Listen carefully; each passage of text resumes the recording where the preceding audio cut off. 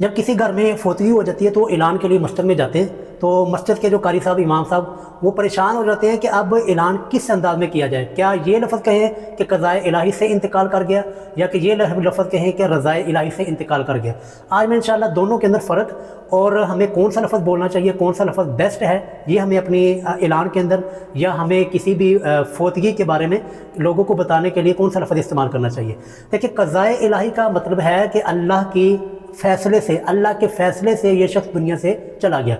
رضائے الہی کا مطلب ہے کہ اللہ کی رضامندی سے، اللہ کی اجازت سے یہ شخص دنیا سے چلا گیا۔ اب چونکہ ہماری موت کا وقت طے کرنے والی ذات وہ صرف اللہ تعالیٰ کی ہے، اور یہاں پر دوسری لفظ میں اگر دیکھا جائے رضائے الہی، تو ہماری موت اور ہماری ساری دنیا کے، ہماری زندگی کے معاملات، اس کو چلانے والی وہ ساری کی ساری ذات اللہ تعالیٰ کی ہے۔ تو دونوں میں کوئی خاص فرق نہیں، چاہے رضائے الہی بول دیا جائے یا چاہے قضائے الہی بول دیا جائے، لیکن بیسٹ جو لفظ ہے نا وہ یہی ہے کہ قضائے الہی کا لفظ استعمال کیا جائے، کیونکہ موت ایک وقت مقرر ہے، اور یہ اللہ تعالیٰ کے حکم سے اللہ نے جتنی انسان کی لکھی ہوتی ہے اس کے مطابق جب انسان کی موت کا وقت آ جاتا ہے، اللہ کا فیصلہ آ جاتا ہے، تو پھر انسان یہ دنیا چھوڑ کر جو ہے نا اللہ کی بارگاہ میں پیش ہوتا ہے۔ تو اس لیے یہ قضائے الہی کا جو لفظ ہے، یہ جنازے کے اندر استعمال کرنا یا اعلان کرتے وقت استعمال کرنا یا لوگوں کو بتاتے وقت استعمال کرنا کہ فلاں شخص قضائے الہی سے انتقال کر گیا، یہ لفظ زیادہ بہتر معلوم ہوتا ہے۔ لیکن دوسرا بھی استعمال کیا جاتا ہے، لیکن بیسٹ جو ہے نا لفظ وہ قضائے الہی ہی ہے، تو لہذا ہمیں یہی لفظ استعمال کرنا چاہیے کہ فلاں شخص قضائے الہی سے